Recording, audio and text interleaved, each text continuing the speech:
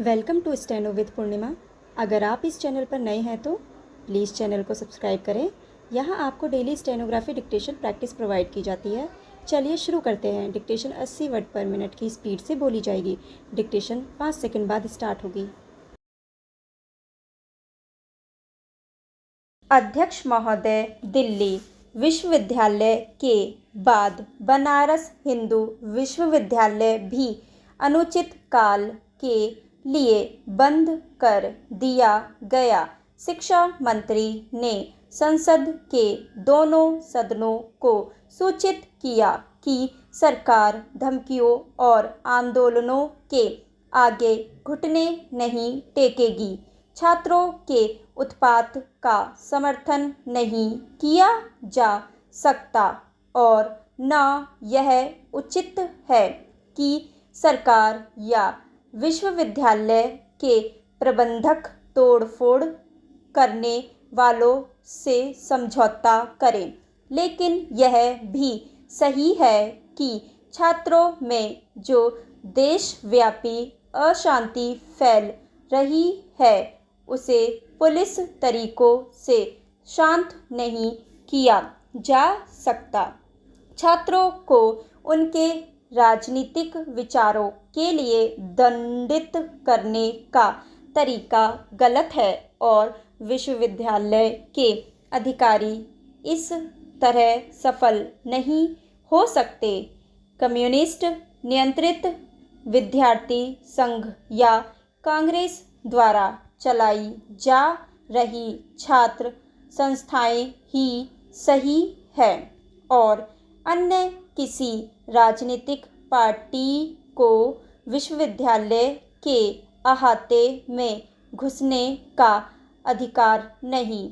यह विचार तानाशाही का सबसे प्रबल संकेत है और इसका विरोध होना स्वाभाविक है।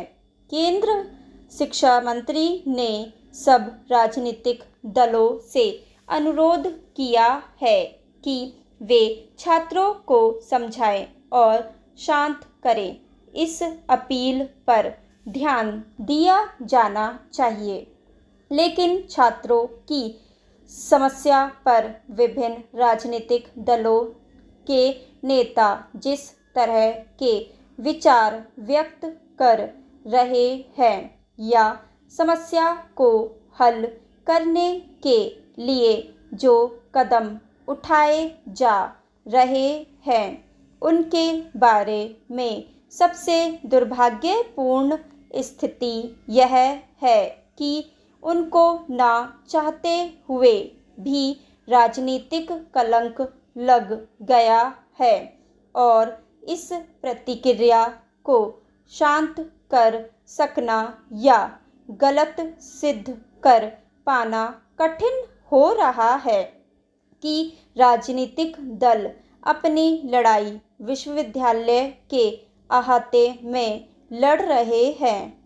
छात्र आंदोलन पिछले कई वर्षों से जिस तरह चल रहा है और एक दल अपने पैर जमाने की जिस तरह कोशिश कर रहा है और इन प्रयत्नों के परिणाम स्वरूप जो टकराव हो रहे हैं, विश्वविद्यालय के प्रबंधकों को उनको समझ कर समस्या का हल निकालना होगा।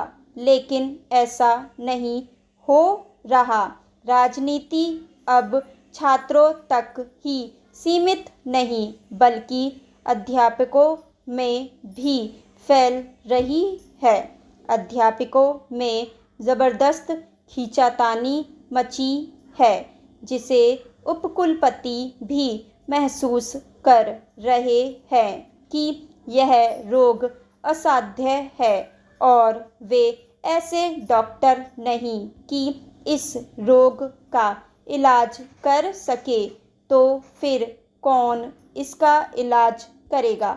मेरे विचार से अगर विद्यार्थियों की नियोजित मांगों को शीघ्र मान लिया जाए और विश्वविद्यालय के मामलों में राजनीतिक हस्तक्षेप न हो तो ऐसी स्थिति पैदा नहीं होगी जिसकी वजह से सरकार को अथवा विश्वविद्यालय के अधिकारियों को कठिनाई का सामना करना पड़े।